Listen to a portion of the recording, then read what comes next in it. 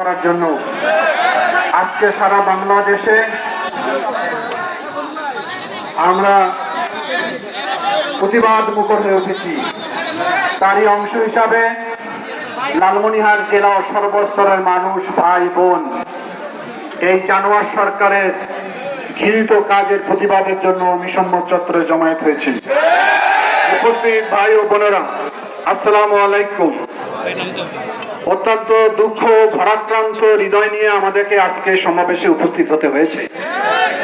যখন এই সমাবেশে আমি আসছিলাম তখন খবরে দেখলাম ইতিমধ্যে আজকেও তিনজন তাজা ছেলেকে গুলি করে হত্যা করেছে।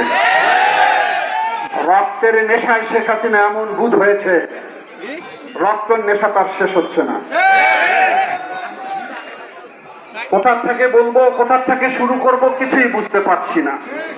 কালকে যখন সেই নিহত শাহাদত বরণকারী ছেলেদের, ছাত্রদের মায়ের বাপের আর্জি শুনেছি, তখন থেকে সারা রাত ঘুমাতে পারি নাই। ঘুমাতে পারে না কোনো বিবেকবান মানুষ। এত অমানবিক, এত পাশবিক সরকার পৃথিবীতে আর জন্মগ্রহণ করে নাই। বাবা হয়ে যারা ছেলেকে হত্যা করে সেই বাবার যে পরিচয়, এই শেখ হাসিনার একই পরিচয়। মায়া নাই, দয়া নাই, জনগণের প্রতি কোনো ভালোবাসা নাই। কেন ভালোবাসা থাকবে? কারণ জনগণ তো তাকে ভোট দেয় নাই। সেই জন্য জনগণের বিরুদ্ধে তার সমস্ত অভিযান। এটা একটা সামান্য আন্দোলন ছিল আমাদের বাচ্চাদের, ছেলেমেয়েদের ন্যায্য দাবি। তারা বলেছিল কোটা সংস্কার করা হোক, বাতিল করার কথাও বলে নাই। এটা আলোচনা করে টেবিলে চায়ের দাওয়াত দিয়ে ওই বাচ্চাদের সঙ্গে মিটিং করেই শেষ করা সম্ভব হতো।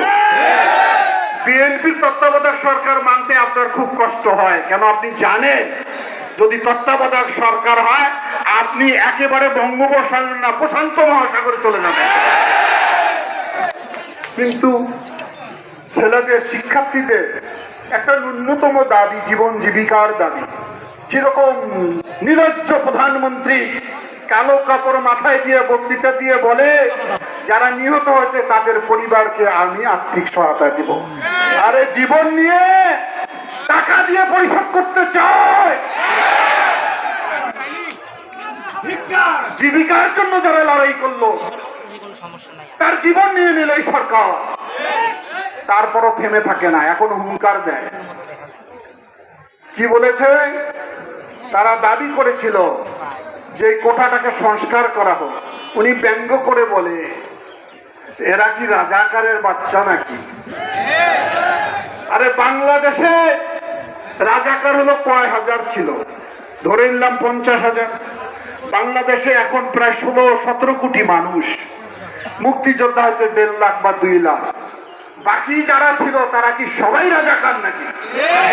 তারাই যুদ্ধে সহযোগিতা করেছে, মুক্তিযোদ্ধাকে আশ্রয় দিয়েছে, খাইয়েছে, পড়িয়েছে, বুকে আগলে রেখেছে। আমার পিতা সহ 30 লক্ষ মানুষ রক্ত দিয়েছে বাংলার স্বাধীনতা।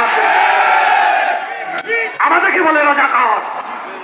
ওনাকে জিজ্ঞাসা করতে চাই, স্বাধীনতা যুদ্ধে আপনি পাকিস্তানের ভাতা নিয়ে পাকিস্তানের রাজাকার হয়েছিলেন আপনি।